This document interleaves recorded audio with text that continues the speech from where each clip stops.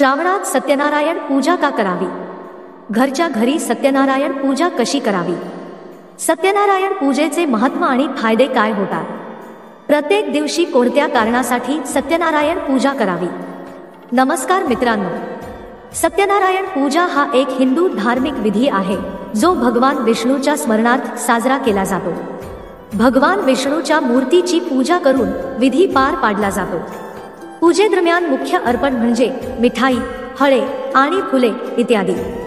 श्रावण महिन्यात सत्यनारायण पूजा ही भगवान विष्णूच्या आशीर्वादासाठी केली जाते, म्हणून तिला विषू पूजा असेही म्हणतात.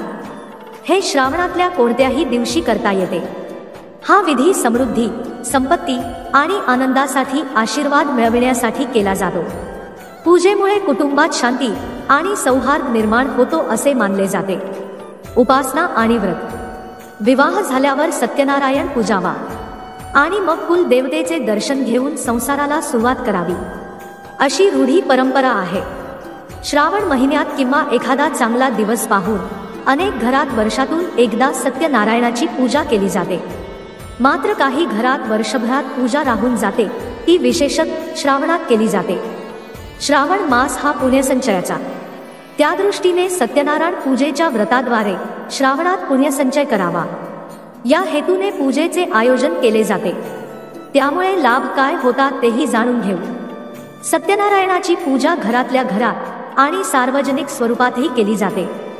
हे व्रत करणारा मनुष्य ह्या लोकी सर्व सुख उपभोगून शेवटी आनंदरूप मोक्षपदास जातो. प्रत्येक महिन्याच्या पौर्णिमेला हे व्रत करण्याची देखील परंपरा आहे. घरातील जी व्यक्ती हे व्रत करेल त्यानेच प्रत्येक पौर्णिमेला हे व्रत करायचे असते. सत्यनारायण पूजेचे महत्त्व काय आहे? सत्यनारायण पूजा हा विधी सामान्यतः एका शुभ दिवशी ब्राह्मण पुजारी करतात.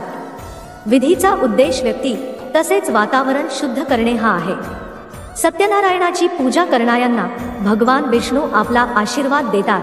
विधी बहुतेक मासिक आधारावर केला जातो, परंतु तो अधिक वेळा केला जाऊ शकतो. सत्यनारायण पूजा ही सामान्यतः यश आणि इतर महत्त्वाच्या प्रसंगी साजरी करण्यासाठी केली जाते. पूजेमध्ये देव विष्णू आणि त्याचा अवतार भगवान कृष्ण यांची पूजा समाविष्ट आहे.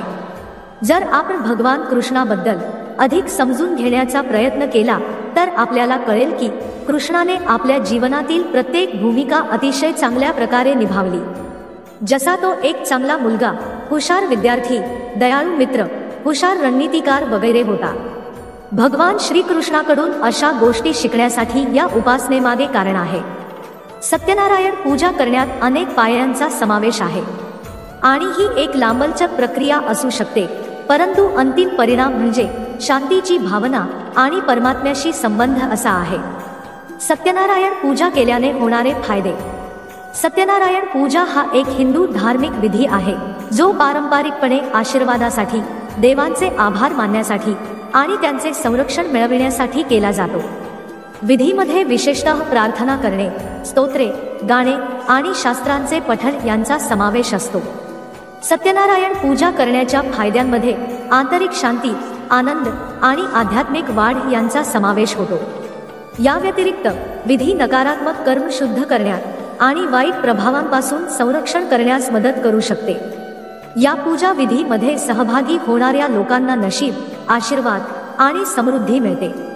सत्यनारायणाची पूजा कोणत्या दिवशी करायची आहे?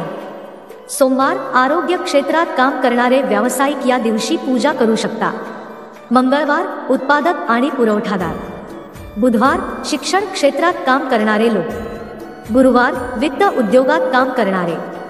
शुक्रवार, सेवा उद्योगात काम करणारे लोक. शनिवार, कायदा व्यावसायिक. रविवार, आरोग्य लाभासाठी कोणीही. या पूजा विधीमध्ये सहभागी होणाऱ्यांना नशीब, आशीर्वाद आणि समृद्धी मिळेल असे मानले जाते. सत्यनारायण पूजा विधी. घरात पूर्व किंवा उत्तर दिशेस एक चौरंग पाट मांडावा. त्यावर एक वस्त्र घालावे. त्यावर मुठभर तांदूळ पसरावे आणि त्याच्या मधोमध पाण्याने भरलेला कलश ठेवावा. त्यात पैसा फूल घालावे. त्यावर एक ताम्हण ठेवावे आणि त्यात मुठभर तांदूळ पसरावे. ह्या तुळशी पत्राचे आसन करून त्यावर आपल्या देवघरातील श्री कृष्णाची मूर्ती ठेवावी आणि त्याची पूजा करावी. श्रीकृष्णाला 108 किंवा 1008 अशा संख्येत तुळस अर्पण करावी। पूजेत मन एकाग्र होण्यासाठी इतक्या वेळा तुळस अर्पण करून फुल वाहावी। केळीचे खांब पवित्र मानले जातात आणि त्यांची सजावट केल्याने पूजेला शोभा येते, त्यामुळे मांगल्य आणि पावित्र्य जाणवते। परंतु ते मिळाले नाहीत म्हणून पूजा थांबवू नये। सत्यनारायणाचा प्रसाद जास्तीत जास्त लोकांना मिळावा म्हणून पूजा झाल्यावर लोकांना दर्शनासाठी बोलवावे आणि तीर्थ प्रसाद द्यावा। तुमची इच्छा असेल तर नाश्ता किंवा जेवण देखील करू शकता आणि सत्यनारायण पूजे हा आनंद घ्यावा। श्रीकृष्णाच्या मूर्तीला मनोभावे नमस्कार करून त्याला गंध, अक्षता, फुल आणि तुळस अर्पण करावे। आपल्याकडून हे व्रत करून घ्यावे म्हणून देवाला विनंती करावी, धूप, दीप, उदबत्ती ओवाळावी आणि अंतर्मनाने शरण जावे। सत्यनारायण व्रत पोथी मिळते। संपूर्ण चातुर्मास त्यात सुद्धा आहे। त्यातील सत्यनारायण कथेचे वाचन करावे। आरती करून शियाचा नैवेद्य दाखवावा। प्रसादामध्ये तुळशीचे पान अवश्य टाकावे आणि प्रसादात केळे सुद्धा घालावे। त्या दिवशी घरात जो काही स्वयंपाक केला असेल त्याचा महानैवेद्य दाखवावा आणि घरातील सर्वांनी तो ग्रहण करावा। तसेच शियाचा प्रसाद बाहेरील शेजारच्या काही जणांच्या तरी मुखी लागावा, जेणेकरून प्रसाद वाटप केल्याचेही पुण्य मिळेल। दुसऱ्या दिवशी सकाळी घरातील देवांची पूजा झाली की मूर्तीवर अक्षता वाहून पुनरागमनाचे असे 3 वेळा म्हणावे आणि श्री कृष्णाची मूर्ती पुन्हा देवघरात ठेवावी आणि नमस्कार करावा। हे व्रत महिन्यातून फक्त पौर्णिमेला किंवा श्रावण महिन्यात करायचे आहे, त्यामुळे ते सहज करता येईल असे आहे। वरील व्रत आणि उपासना करताना त्यातील मेघ गोम अशी आहे की आपण करत असलेल्या व्रताची, उपासनेची कुठेही वाच्यता करायची नाही, कुठेही अवाक्षर सुद्धा काढायचे नाही, तरच ते फलद्रूप होईल। हे ध्यानी ठेवावे, नाहीतर कर्णोपकरणी झाले तर त्याचे महत्त्व कमी होऊन फळ पदरात पडणार नाही। त्यात सातत्य ठेवावे। उपासनेचे महत्त्व अनन्यसाधारण आहे।